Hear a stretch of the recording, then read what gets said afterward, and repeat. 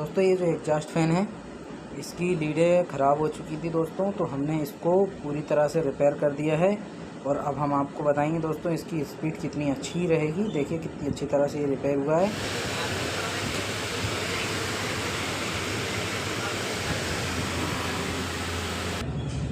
बहुत ही अच्छी इसकी स्पीड है दोस्तों। रिपेयर होने के बाद ये अब इसकी लाइफ काफ़ी बढ़ गई है, बहुत अच्छा चलेगा ये।